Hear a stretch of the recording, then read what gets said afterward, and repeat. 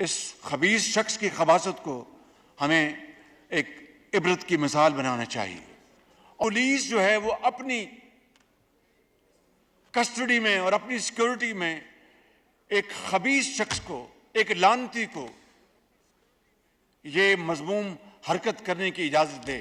جو اس میں ڈرامے ہوئے اس ملک میں، پاناما ڈراما، ڈان ڈراما، اور جو ایک یعنی ایک الیکشن چوری کرنا، ایک اپنے سلیکٹڈ کو لا کے بٹھانا، اور ملک میں جو تباہی ہوئی ہے، آج ہم کدھر کھڑے ہیں؟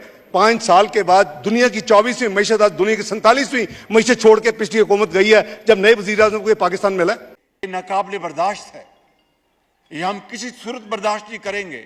یہ مذموم حرکت یہ آئندہ کسی نے کی تو پھر ہم سے پھر کوئی گلہ نہ کرے۔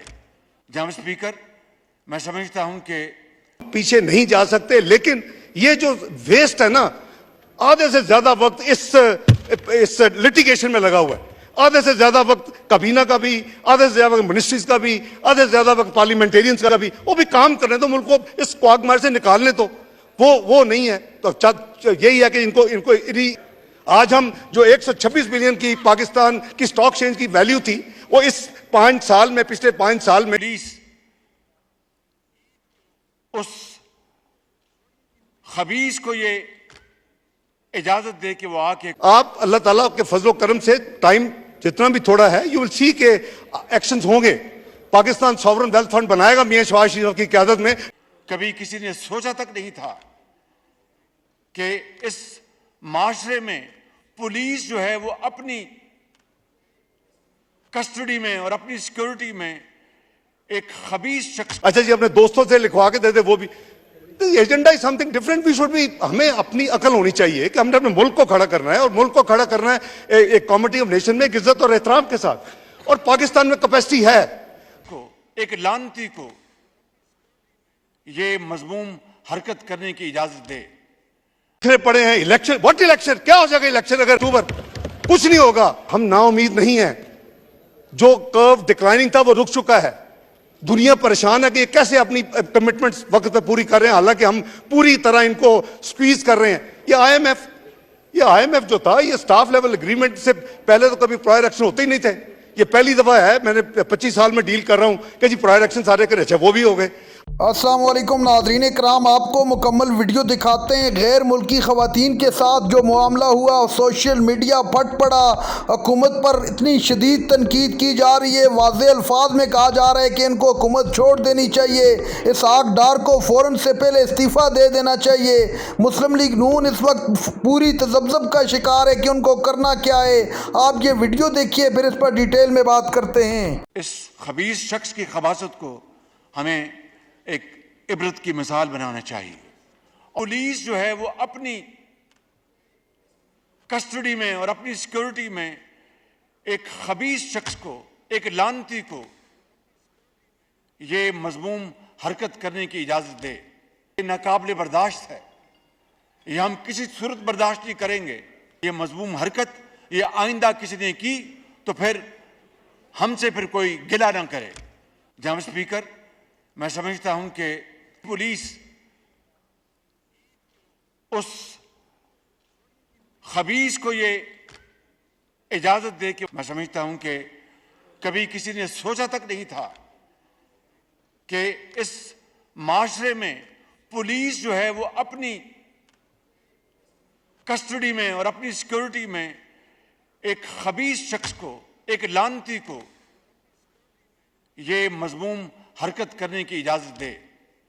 جناب اسپیکر، میں یہاں پر آپ کی خدمت میں عرض کروں گا کہ یہ ایوان کی حکومت کی پولیس کی اس حرکت کی بھرپور مذمت کرے اور پوری دنیا کو بتائے کہ یہ ناقابل برداشت ہے، یہ ہم کسی صورت برداشت نہیں کریں گے۔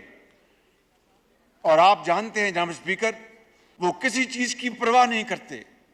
تو آج اگر یہاں پر احتجاجی ریلیاں ہو رہی ہیں اور اگر تحمل برداشت کا مظاہرہ کیا جا رہا ہے، اس کا قطعاً مقصد یہی نہیں ہے کہ ہم خدا نخواستہ کسی حوالے سے بھی ہم کمزور ہیں یا ہمیں اس کا جواب دینا نہیں آتا، لیکن میں سمجھتا ہوں کہ آج ہم یہ احتجاجی ریلیاں जो निकाल रहे हैं, जिसके लिए मैं आज आपकी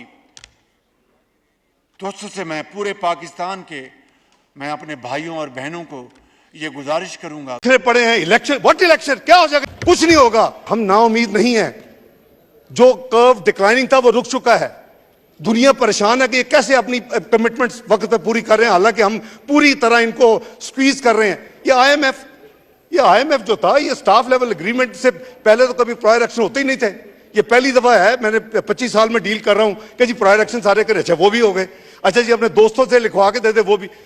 agenda is something different. We should be, हमें अपनी अकल होनी चाहिए कि हमने अपने मुल्क को खड़ा करना है, और मुल्क को खड़ा करना है एक कॉमिटी ऑफ नेशन में इज्जत और एहतराम के साथ। और पाकिस्तान में कैपेसिटी है। आप अल्लाह ताला के फजलो करम से टाइम जितना भी थोड़ा है, यू विल सी के एक्शंस होंगे। पाकिस्तान सॉवरन वेल्थ फंड बनाएगा मियां शहबाज शरीफ की क़यादत में, जो दुनिया देखेगी। पीछे नहीं जा सकते, लेकिन ये जो वेस्ट है ना, आधे से ज्यादा वक्त इस लिटिगेशन में लगा हुआ है। आधे से ज्यादा वक्त काबीना का भी, आधे से ज्यादा वक्त मिनिस्ट्रीज का भी, आधे से ज्यादा वक्त पार्लियामेंटेरियंस का भी। वो भी काम करने दो, मुल्क को इस क्वागमार से निकालने दो। वो नहीं है। तो यही है कि इनको आज हम जो 126 बिलियन की पाकिस्तान की स्टॉक एक्सचेंज की वैल्यू थी, वो इस 5 साल में, पिछले 5 साल में जो इसमें ड्रामे हुए इस मुल्क में, पनामा ड्रामा, डॉन ड्रामा, और जो एक इलेक्शन चोरी करना, एक अपने सिलेक्टेड को लाके बिठाना, और मुल्क में जो तबाही हुई है, आज हम किधर खड़े हैं? 5 साल के बाद दुनिया की 24वीं मैशत, आज दुनिया की 47वीं मैशत छोड़ के पिछली हुकूमत गई है, जब नए वजीर आज़म को पाकिस्तान मिला। 47th इकोनॉमी, ये रोने का मुकाम है। चाहिए तो ये था कि सारे मिलके इस मुल्क को, अब कभी कोई एक इशू खड़ी हो जाती है, अनफॉर्चुनेटली एक नेशनल क्लैमिटी भी आ गई। तो बात ये है कि कौन सी ऐसी कोई बहुत बड़ी आफत आ जाएगी।